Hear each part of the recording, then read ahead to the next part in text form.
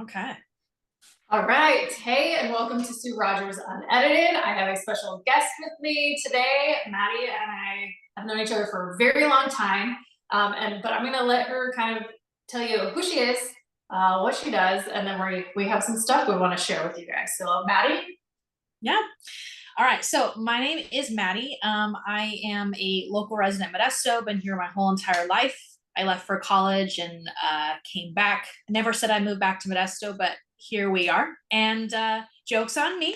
But I am a small business owner in Modesto. I've owned my business for 3 years now, this month actually.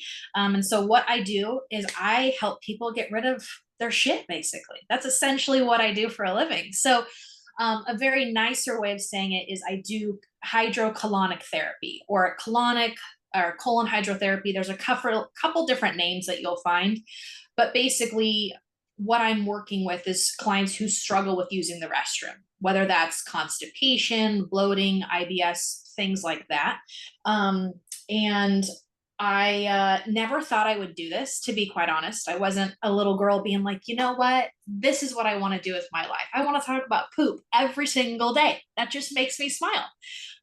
But it just kind of fell into my lap, if you will, or on my path. And so that's kind of what I've been doing the last couple of years. And that's how you and I got to know each other a lot more, was just you becoming one of my clients. And I've asked you for different advice and things like that because you're so knowledgeable and you've been in just the health and wellness industry for a really, really long time. And you're such a good resource to me. So I always appreciate, when you're able to give me feedback or answer any questions I might have. Oh, well, thank you. You're welcome. And right, thank you for what you do because it's also been a game changer for me to add in what you do to overall health and wellness, not just for me, but I know I've sent a few people your way that are like, it takes people a while because they're kind of nervous about it. I'm like, you guys, it's not that, like, it's kind of weird, but you're just on this machine. And I've even gotten down on the ground to like show people, like, hey, you're in the machine, you're just lying Right. there. Well, yeah, because there's such it's weird, right? What I do is weird. That doesn't mean it's not good, but it's super weird, right? Like you're talking to someone about your bowel movements, which is not something we really talk about on a daily basis. And people can have a lot of like shame or guilt or embarrassment behind it. So people even more so don't want to talk about it because who wants to say they haven't gone to the bathroom in 6 days? That's not really a general Yeah. topic of conversation. Yeah. Um, which is funny. And like, I think I've had zero hesitation or any problems with any of it either because my mom is a nurse. And so Mhm. growing up, the minute any one of us said my stomach feels funny, the first thing she would ask was, when was your last bowel movement? What did it look like? Uh, like, No, that's so good though. Like, what a good mom. That's fantastic. so growing up talking about poop, like literally that would be the first thing my mom would ask us every time. We're like, oh, mom. It's so normal for me to talk about it and like then Yeah. ask it's the same kind of questions, because it literally, like, it's such a reflection of your health as to how things are being eliminated out of your body and if they're happening or not happening and what color are they and what the consistency is. Like, it Yeah. literally tells you so much about your health from your poop. It's could be weird, but it shouldn't be like that. I feel like there's kind of a stigma behind it too with how Yeah. people don't talk about it, and maybe that's just like our culture of people being uptight about things, but it's your Mhm. health. You should know. Yeah. And I mean, I think you touched on the point where there is such a stigma. And that's why I try to be as funny as I can be in my office because most of my clients are coming to me. They're very nervous because they think it's going to be like a colonoscopy or like a procedure. And you're essentially pooping for 30 minutes. Like that's literally all that it is if you're dumbing it down. But they come in and they're embarrassed and they're nervous, or they have all this trepidation. And so first thing I ask is I was like, so what in the world made you decide to get a colonic today? And I just kind of laugh when I say that, and they're like, and I immediately see their shoulders relax because they're like, okay, this is actually not going to be too bad. And I make jokes, and I swear I try to just treat them like a human being because I think when you're talking about it, in Western medicine, it's very clinical. There's no personality behind it, and that makes them, at least from what my clients say, it just makes them feel not like a human being, and feeling like they are the problem, which they're not the problem. There's something contributing to it that we need to address. But you're not the problem. You're just a human with a symptom that we need to figure out why it's being caused. So, um, but yeah, no, and it's my approach is there's always an elephant in the room, right? And so I just like to attack it head on. I'm like, all right, we're gonna talk about poop, we're gonna talk about diarrhea, there is no TMI, this is a safe space, we're just gonna dive right in.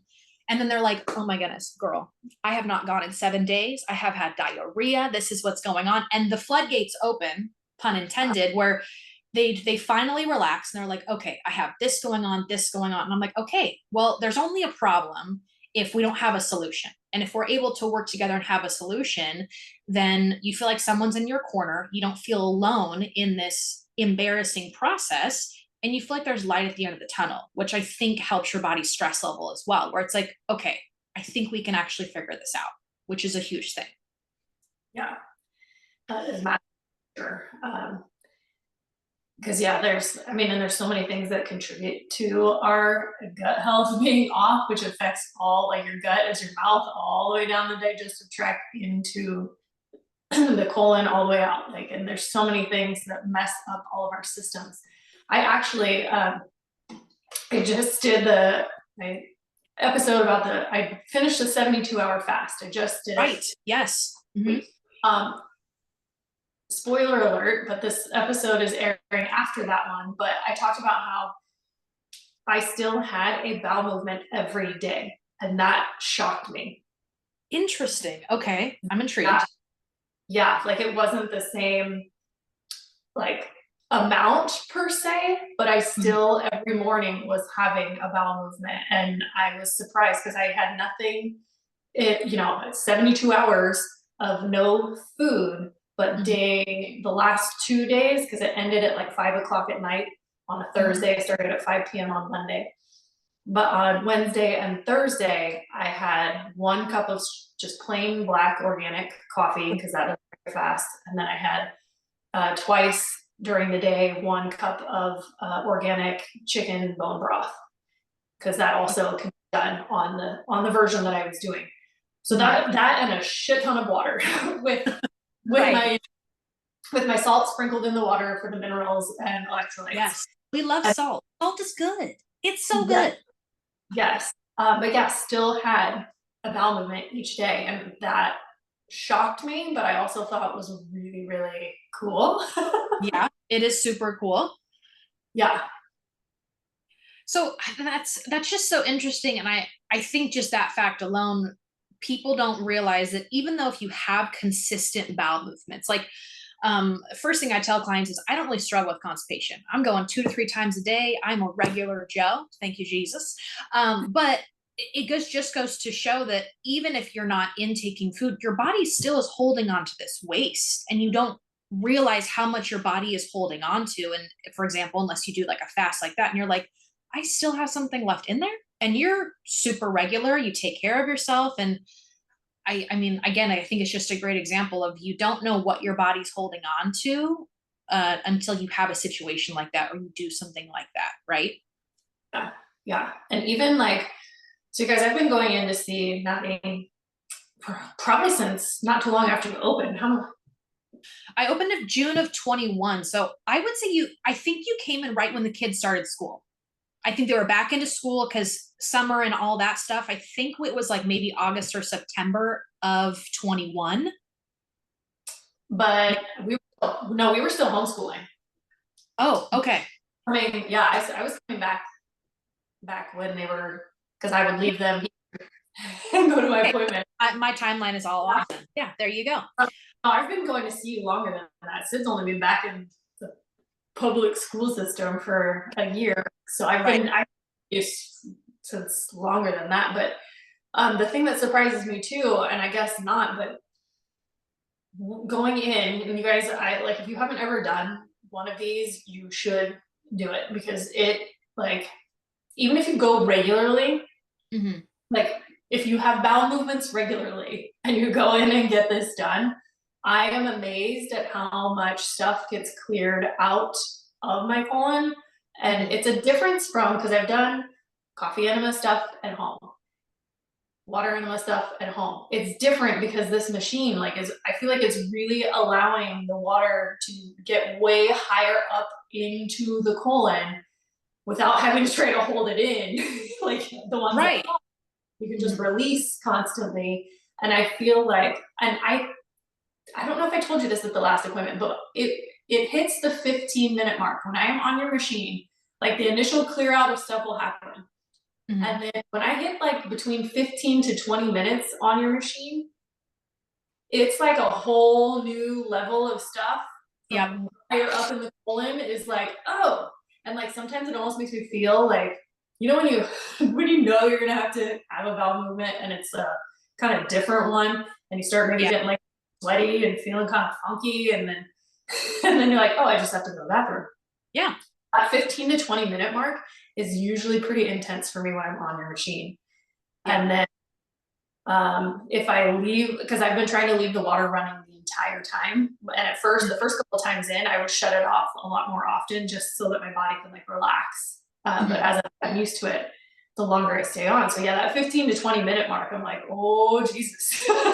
Yeah, no, and I hear kind of the same thing from numerous clients where I in my opinion, your first 15 minutes is kind of like your day-to-day waste, right? Maybe something you didn't get out in the last like 2 weeks, but as we're kind of getting rid of those, I guess, building blocks, you could call it, then you start the second half is like stuff that's actually stuck in there, or stuff that's like on the walls of your colon, stuff that attracts that bad bacteria and imbalances things like that. And I call them like the poop chills or the poop shivers, where you almost get like goosebumps. Maybe you're sweating, you might feel a little nauseous, which no one likes to feel nauseous, but it is a symptom of detoxing. So it's a really positive thing because that means we're getting stuff out.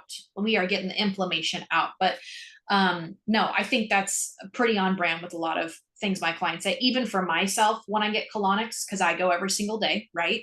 But I Mhm. know that my body works best if I time my colonics right before my cycle. So a lot of people assume you can't come in on your period or something you shouldn't do. I think it's the perfect time of the month. Like if you're still having a cycle, because your body's already naturally detoxing, right? We're getting rid of what we don't need essentially, right?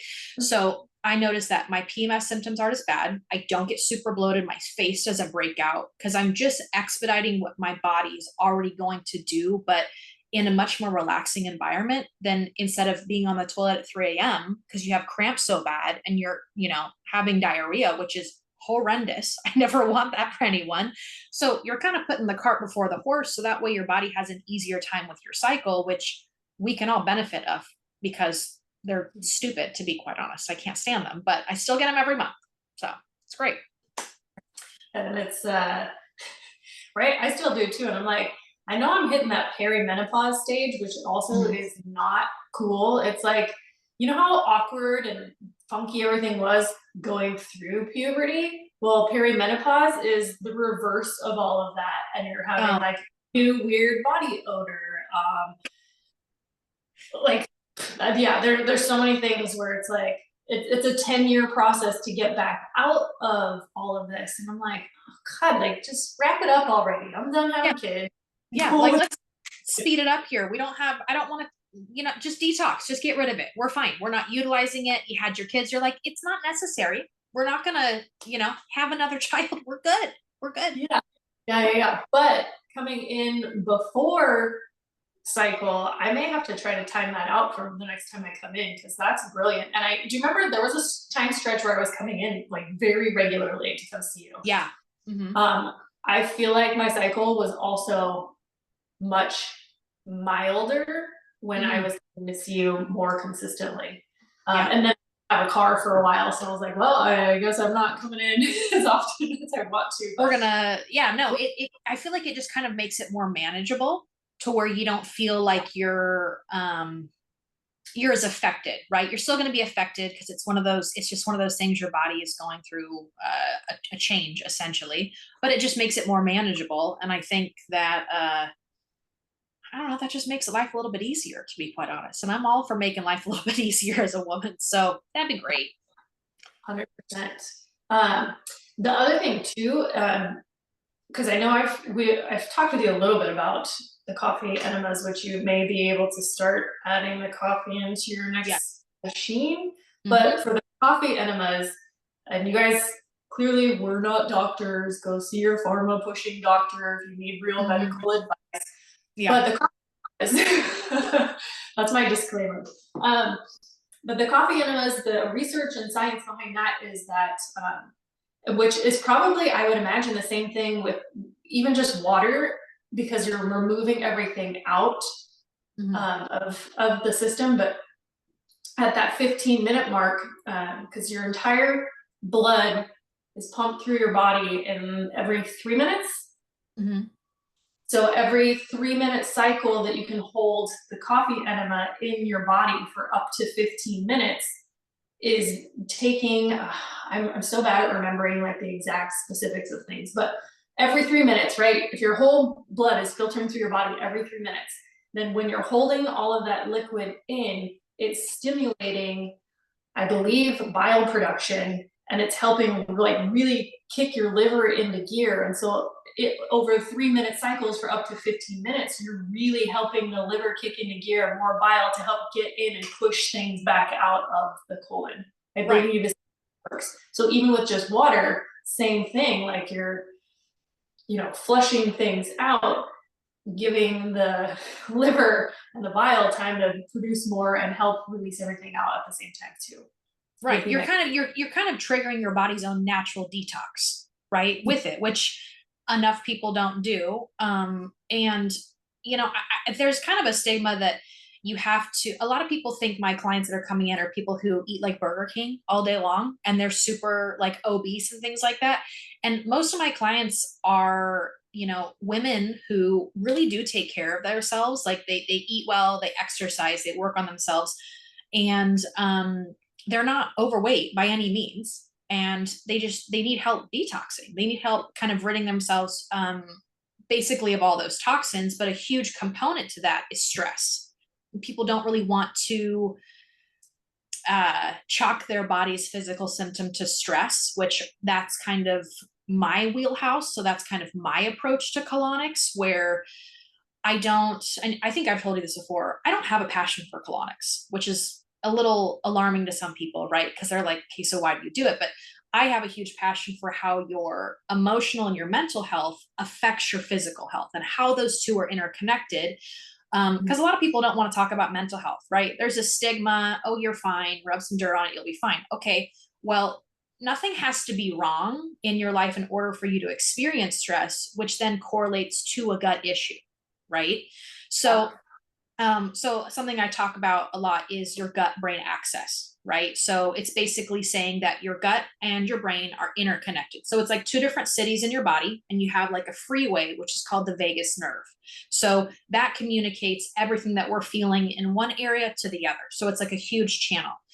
Now, when we're talking about this, everything that you intake on a daily basis in your brain goes to your gut. So every stressor, and that doesn't mean, huge life events like someone passing away or a relationship ending or things like that. It could be your kid forgetting his cleats at the house, and you're like, dude, we just drove 20 minutes to practice, and now I got to drive all the way back there. Like, that's a stressor. That's adding stress to your body. And for some people, it can trigger your fight or flight response, which is going to cause anxiety. So one of the things I try to touch on is just someone who has anxiety from time to time is as soon as I feel anxious, I get nauseous in my gut, right? Nausea is a big thing with that.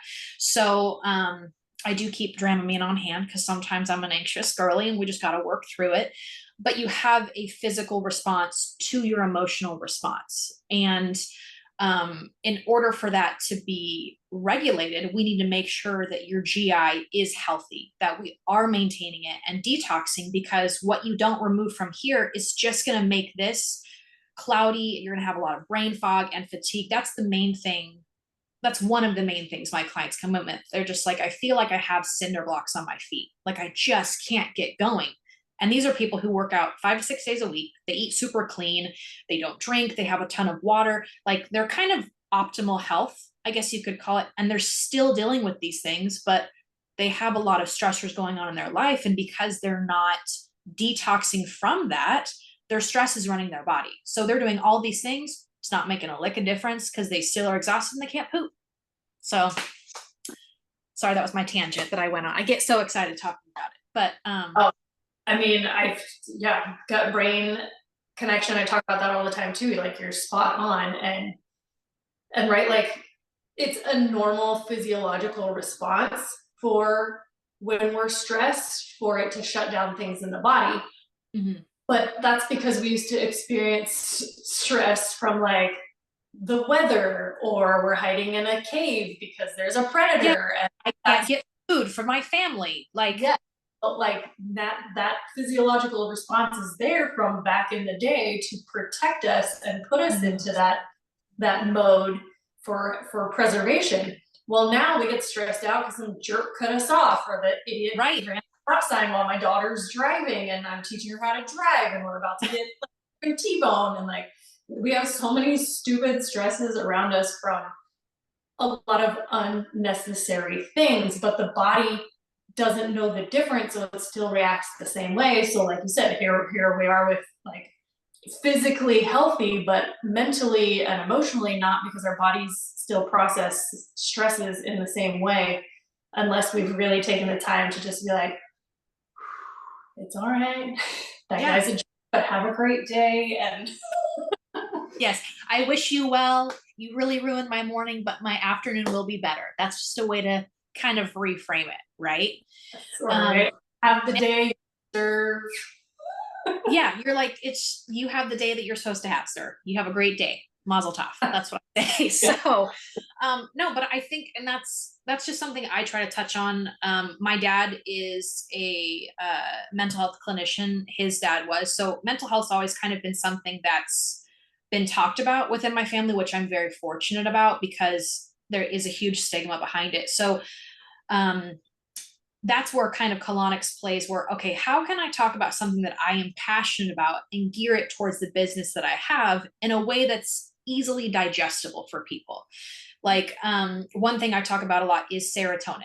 Now, a lot of people don't know what that is, or know anything about it. So serotonin is basically a neurotransmitter, so it basically communicates to every other part in your body what to do, basically. So it affects like your mood.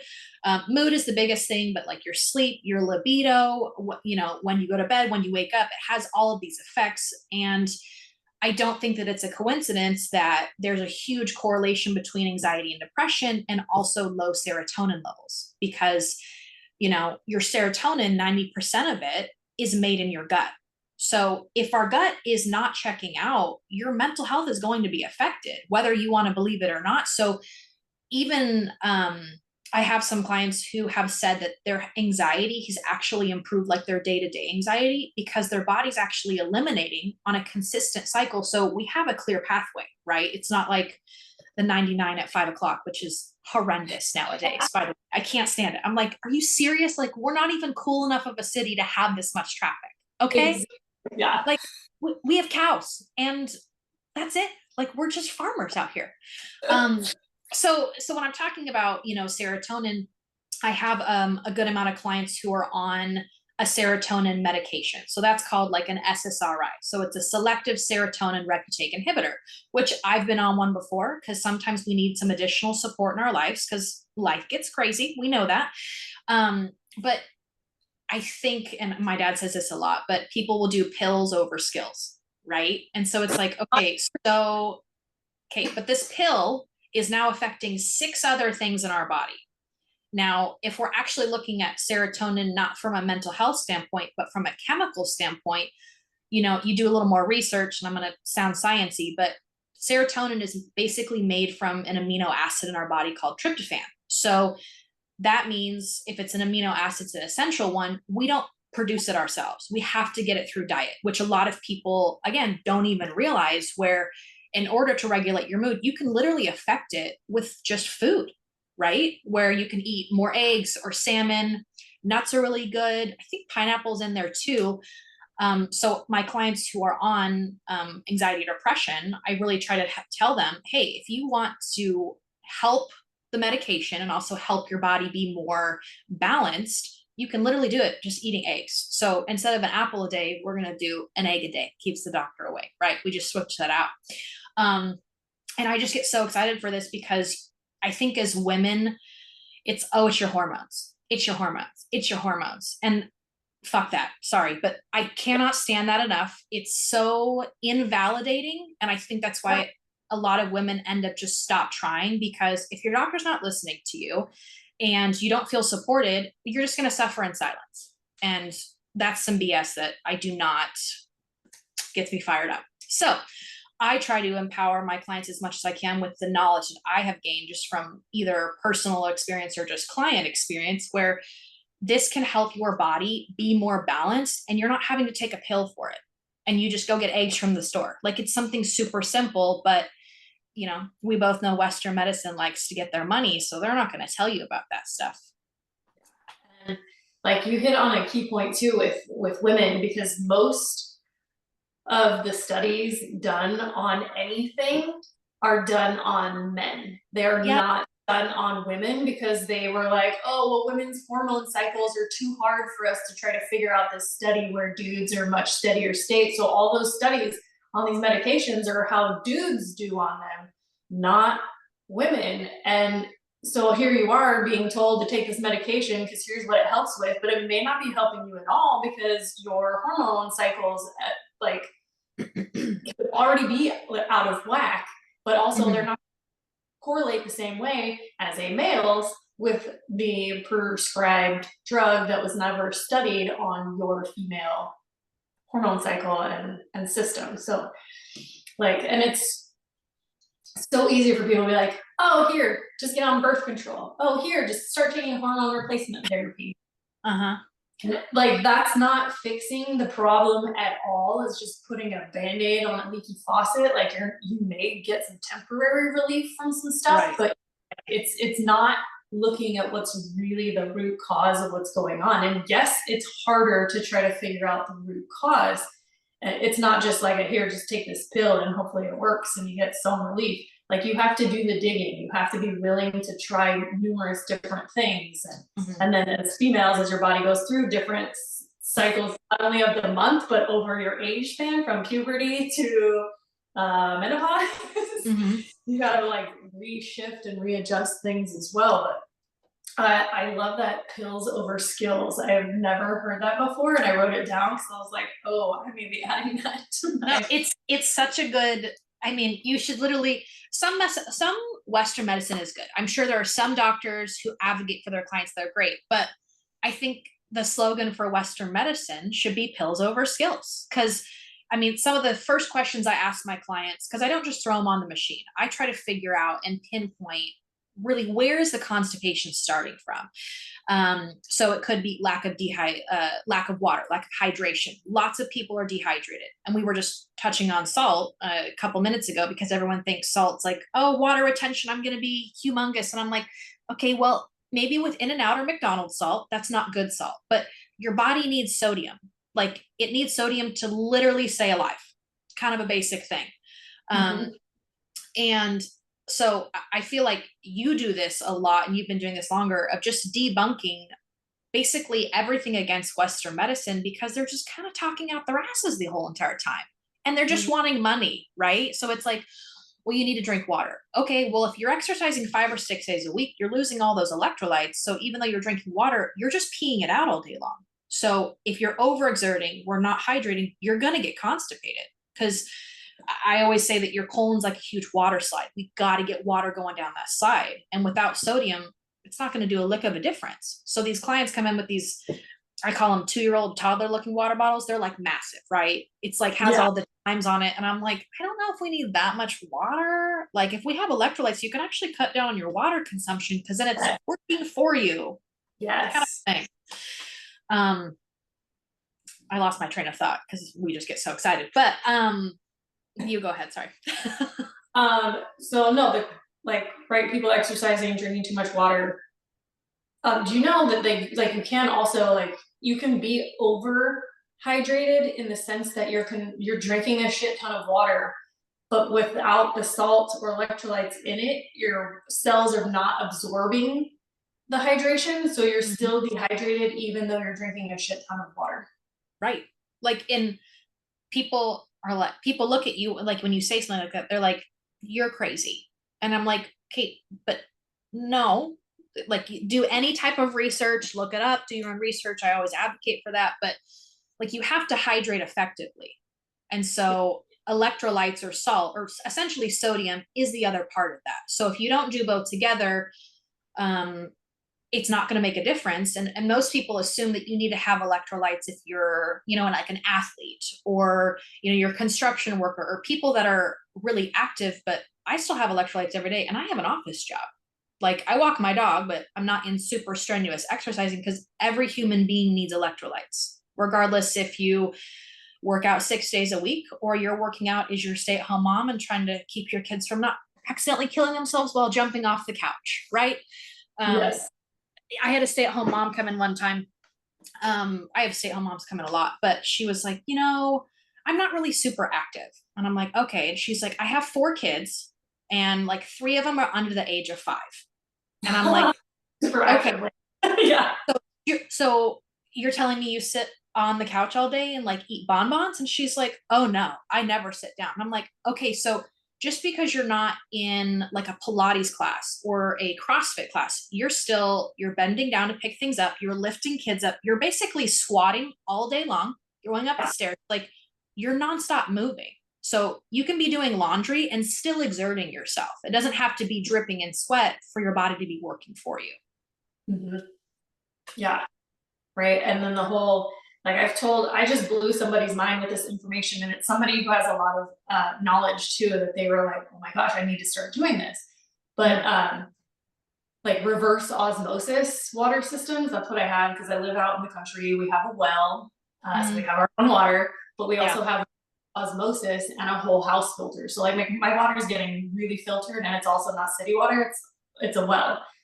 But reverse osmosis not only is taking out all the bad, it also takes out the good in water. So that's why you're supposed to remineralize your water if you have reverse osmosis, because it's taking everything out of the water. And I blew this guy's mind with that information. It's like, oh my gosh, I have a well and reverse osmosis. I have to start putting salt in my water. And like, yes. Yeah. And a it's little like, salt. Yeah. yeah, and people are like, what, you're drinking salt water? No, guys, it's not like I'm drinking ocean water. Like you put a pinch in your water and I swear I don't even notice it. Yeah, because if you do it in a good amount of water, you're not going to taste it. I tell my clients you can do like pink Himalayan salt's great, or like Celtic sea salt's another good form of salt. But if you do anywhere between like a quarter, half a teaspoon on your tongue, you sling it back. I always say like a reverse tequila shot. Then you're setting your body up for success. So, because some people are like, well, I don't drink a lot of water. I'm a nurse, so I don't have access to my water. I'm like, okay, but if you're setting your body up with the minerals and salt, then all of the water you do consume, whether it's a good water day or bad water day, has the best chance to hydrate your body. Because I think, and I'm sure, I think you'll agree with this, but I think when it comes into holistic health, especially in the last couple of years, some of it's a little unattainable.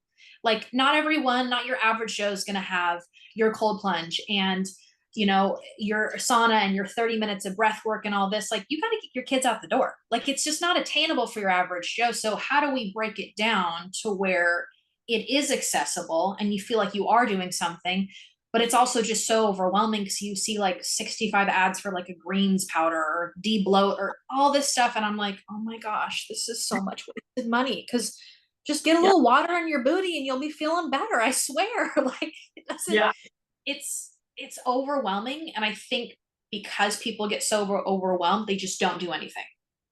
It's just too much. Right. And like for as long as I've been doing all of this, there are times where I even get overwhelmed and take a step back because I'm like, okay, hold on. Let me first, before I feel like I'm not doing everything perfectly, recovering perfectionist over here.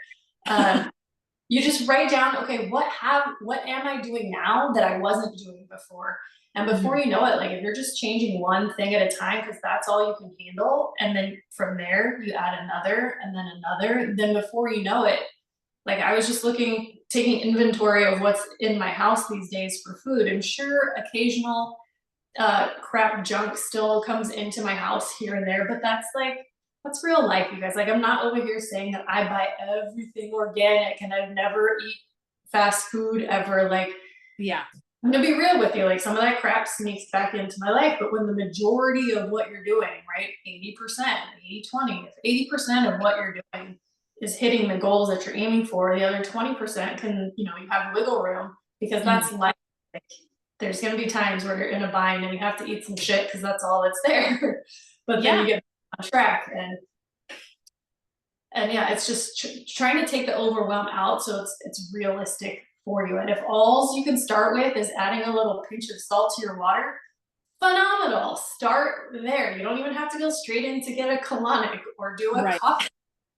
Just start with a pinch of salt in your water, and boom, that's an easy step one. Yeah.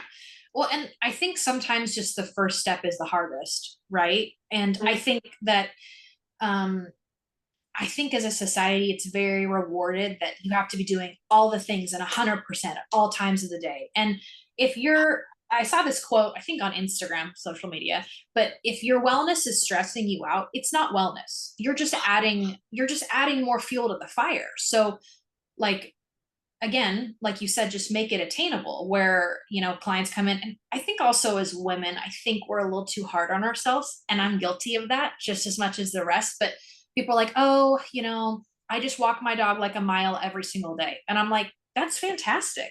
You're outside, you're active. I also don't really agree with people when they're like, walking's not an exercise. I'm like, it's the least accident prone. You can do it if you're 8 or you're 85 and you're moving your body. It's great for clearing your head. You get fresh air, you get vitamin D, and it's free. So I don't know where the stigma got where it's like, oh, walking's not an exercise. I don't really believe that.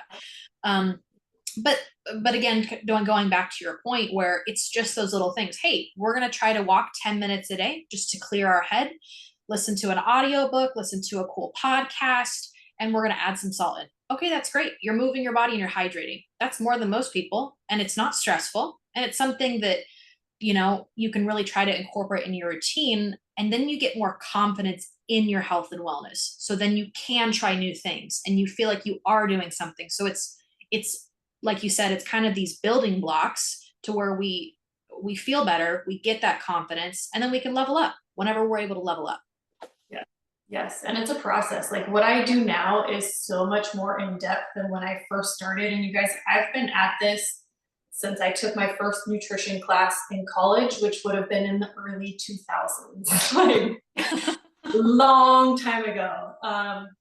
And so it's taken me, 2 decades to really get to where I'm at and be, as successful with where I'm at. But I'm learning new stuff every day. I'm learning about new ingredients every day, new things that I'm like, oh shit, that's not good for you now either. And then I got to find a whole new product that Yeah. have that ingredient. And I literally just, I was looking at frozen waffles because I'm still a sucker for frozen waffle. And if I'm doing really well, I will make them myself, make a big batch of protein ones with really clean ingredients and freeze them so then you can just put them in the go. But I've been kind of lazy this last year and found some at Sprouts that I thought were really clean ingredients. And then when I was looking at all the different ones the other day, I was like, God damn it, they all either have canola oil or some other stupid oil that I don't want to put in my body anymore. Right. And so I threw them all back in the bin and was like, I have to make them myself at home this time.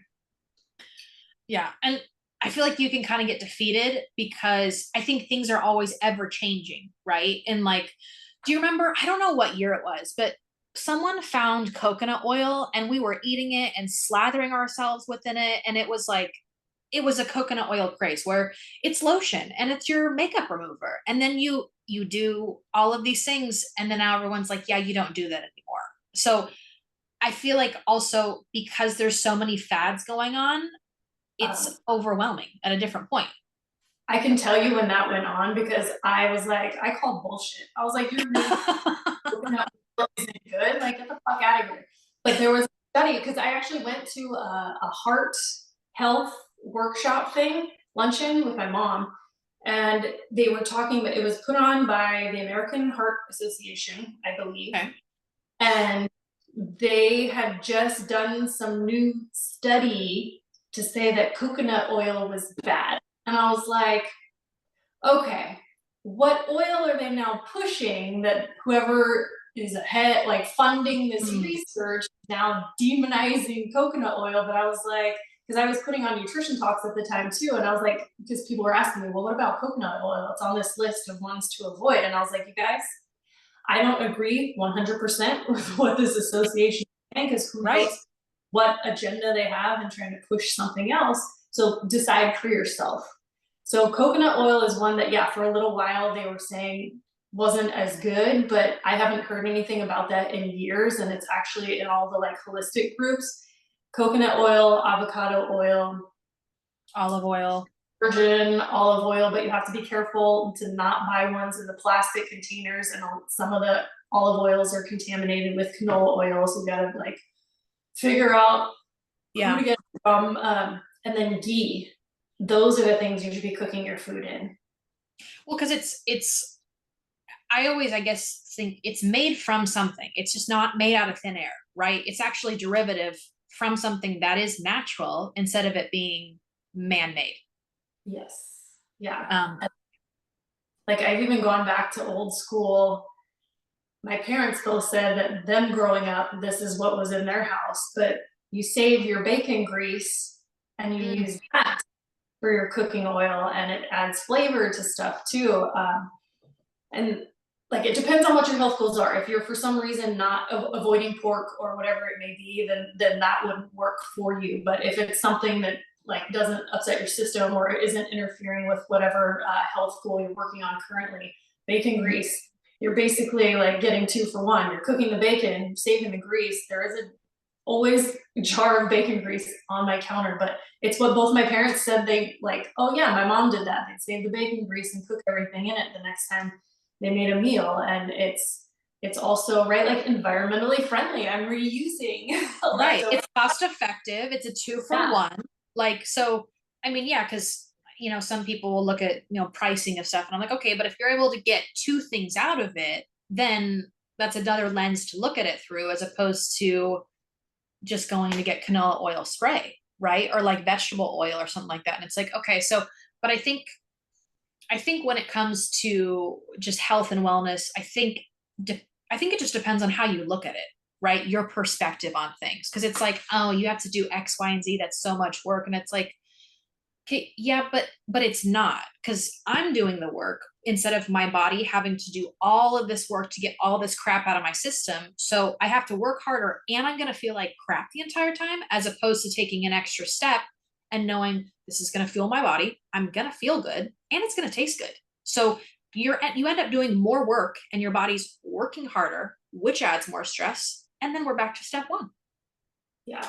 Yeah. And really like if you just go back to all the things that got demonized over the years, and like you said, the health benefits of selenium being in eggs. Mm, And like if you just go back to what people used to eat when everyone was healthier and thinner, mm. I mean that's not complicated. Eggs, red meat, go to the farmer's market to get fresh local fruits and vegetables that aren't sprayed with a ton of crap. Like those things are not complicated. No, it's I think it's just going back to the basics, right? Oh, And it's yeah. like, okay, well, I know exactly where, because I think sometimes you'll see it on your fruits and veggies, like this was harvested here. Okay, so I know exactly where this is coming from. It's not 60 different ingredients to make up like a Snickers bar or something like that. And I think the less that's in it, the easier of a time your body has, right? Yeah. In just breaking it down. Right. Um, no, it's just kind of wild to be quite honest. Like, and like you said, it's all about balance. I'm not perfect. I had Taco Bell, I think 3 weeks ago. Did that serve my body? No. But it was a I day did. and I wanted some T-Bell. And I was like, damn it, I'm gonna do it. Okay. And we'll get back on the grind tomorrow. Like, so I also think that, some health and wellness people aren't realistic about it, where life is gonna happen. Like you're on the road with your kids. Well, you know what? Subway's a lot better than McDonald's right now. So we're going to pick the lesser of the two evils because that's the options that we have. And that doesn't mean that you're disrupting, all the effort that you've made, but life is going to life. So you just got to be able to adapt and know you can get back on the horse tomorrow. Yeah. Or else you get off track and then it's like, well, I already screwed up for lunch. I might as well screw it for dinner. And then your cheat meal becomes a cheat month. And then you're like, where am I? I'm 10 pounds heavier. My skin is breaking out. What is going on? Yes, right. And like, get right. I always tell people like, give yourself some grace. Like, it's okay. Yeah. Like, do the best you can in the environment that you're at. But yeah, like, don't throw in the towel for one off meal or one snack that like wasn't healthy at all. And it's funny that you say Taco Bell because like that's all I ate when I was a kid. Like if I could have turned into if you are what you eat, I would have been a Taco Bell bean burrito. Literally all I ate back in the day. Like I didn't eat meat as a kid. I hated meat. I hated it. I ate nothing but like vegetables and bread and cheese and bologna, which is not meat. So you to say like here I am talking about health and wellness, but I ate like shit, and it's all in my book Skinny Sick if you really want to hear about all that. But just when my husband and I went to Huntington Beach, did I go? I went to the beach after I saw you, right? Or I was coming back, or right before I went. Yes, yes. Yeah. So on the way there, we were like, oh, I'm like, let's get something to eat just really quick so we can get right back on the road. And I was like, I really, really, really have been craving Taco Bell. Can we just get like a bean burrito? And I'm sure your husband was like, what is going on right now? You're like, No. it's not the Twilight Zone. It's fine. Like, Yeah, yeah. But yeah, so like it's okay, but just know like baby steps, work on things, go in, get a hydrocolonic, start with things that you can work on, and like once your body starts feeling good, then you will be chasing that feeling and not want to do the things that make you feel like shit. yeah, Start feeling better, and then you want to just keep feeling better, and yeah. that's really cool. I mean, I think that that perfectly describes it. Where once you start making these, I call them lifestyle changes, right? And you start to feel that good, you don't want to give away that feeling. It's almost like you get addicted to this high, and I mean that in a positive way, where you're like, I feel this good. How much better could I actually feel if I dial this in or if I do this here? And same thing for colonics, where people are like, oh my gosh, I feel so much better. And I went to the bathroom twice today already. I said, I know, but you don't know what you don't know. Right. Mm. And I always encourage people, I'm like, I Google stuff all the time. I Google it because I don't know. The only way you know is by figuring it out or learning. So I Google stuff all the time because I think if you Google it, then you kind of take back some of your power. Where I think when it comes to making lifestyle changes, it's overwhelming, right? You don't know where to start, all this. Okay, we'll just start like we talked about, one step at a time. Okay, Google this. Well, what about this in your body? How does this affect it? How does this affect your hormones? Things like that. So where you feel, I think, a little bit more in control of how you're taking care of your body, which I think relaxes your body too and helps to bring down that stress level, because you feel like you're in control of your own life to some degree, which we're all searching for a little more control because we're all control freaks at heart. Okay, it's okay. I admit it. I work on it. It's fine.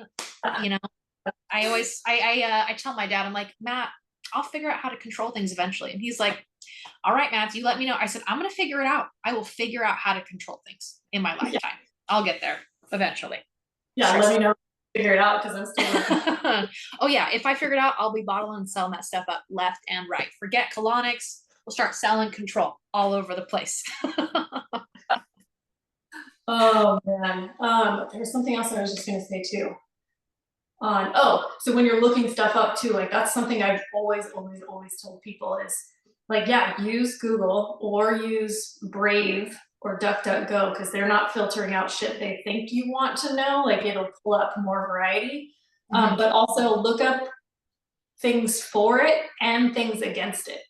So whatever right, you're looking, see both sides of it. yeah, because a lot of times both parties, whoever's like, yes, this is great, and then whoever's like, no, it's not that great. Usually there's some common ground of things that they agree on within those separate references, and then you can really figure out what you think from that information. Because sometimes too, the things that'll say don't do this or say not to do it because it could be a contraindication to something, like maybe you are on a medication and this holistic thing is bad for that type of medication, which I don't think they even research a ton of all of those, but there are certain things that they know, like, hey, don't do this. Like when I just did the fast, I was like, hey, anyone on insulin, don't do the fast without being in touch with your doctor, because you're not going to need the amount of insulin that you're taking. It would go really, really bad for you. So, but yeah, look up pro and against whatever you're looking into, so then you can really make your own sound decision on what feels right for you. Yeah. Well, then you're able to formulate your own opinion. You're not just regurgitating what someone said, which I'm like, always do the research for yourself. Like a thing that people come in with a lot is like fiber, right? They're on like a fiber supplement. Now, I don't, I'm not against fiber at all, but unless it's something that their doctor says they're seriously lacking in their diet, first thing I have my clients do is get off the fiber supplement. And then they're like, oh my gosh, I'm pooping. I'm like, yes. So fiber is, if it's a supplement, it's a binding agent. So if you're already struggling with constipation, it's just going to make it worse. So try to just get your fiber through food and through some veggies. I promise that's going to be better. It's more cost effective. So it could be something as simple like it's not a negative thing, but if you are dealing with X, Y, and Z, this is going to contribute to X, Y, and Z. But again, people don't know what they don't know. So, we're just trying to debunk all the things, basically. Yeah. Oh goodness. Okay, well, we are at like 51 minutes already, Maddie. Like we knew we could just talk forever, and I feel like we could keep going, but we'll just have to come up with new topics for another episode back on. But you guys, if you are local 209 people and you want to go in to try out the amazing hydrocolonic machine that Maddy has, Maddy, let them know how they can reach you and find you to be able to book appointments and all that. So my business is called Inner Wellbeing. So there's a couple different ways. So you can call or text me directly. So it's a 602 area code. I went to college in Arizona, so I promise I am not spam. I have to give the warning. So my phone number is area code 602-620-8168. You can Google Inner Wellbeing. It'll pop up on Google. My website is right there. Or you can go through my Instagram page. The link to book is right in there. Plus, I have some funny videos and posts in there too, because I try to make light of it. But that's the best way to book an appointment. I also will allow people just to come in for a consultation, because people don't know what this is. So I want you to feel comfortable. So if at any point you want to just pop in the office, check out the machine, meet me, I'm more than willing to do that for you guys. Awesome. And yes, on Instagram, it's at Inner Wellbeing. Yes. Beeing, like a bumblebee, basically. Yes. I was like, I want to make sure I clarify that too. Yeah. Awesome. Well, thank you so much for coming on and giving us tons of information and just having great conversations like always. Yes. Like, subscribe, share, follow, share this information with anyone you think would really benefit from it. And talk about poop. It's okay. It's funny. We all do it. Like, yeah, pooping, farting. It's only a big deal if you make it a big deal, and everyone does it. Babies, kids, men, women. It's not that big of a deal. It's not. And if you talk about it and willing to talk about it, somebody may need your help and need this info so that they can feel better. Because that's really, I think Maddy, you and I both share this. We just want people to feel better, and I think it both really like lights our fire when we see people that we work with start to feel better. Yeah, and you're taking your health back in your own hands. Like you're advocating, you're doing research. That's pretty badass, as opposed to just having someone prescribe stuff. Like be your own advocate, because I promise it's so worthwhile. Yes, 100%. All right, so this episode will be available on my YouTube channel, also on Anchor and Spotify, Sue Rogers Unedited. You guys can always find me on Instagram at the Sue Rogers Unedited official page that I'm still adding more clips to, or my website, www.balancedaylife.com. All right, guys, have a good one. Bye.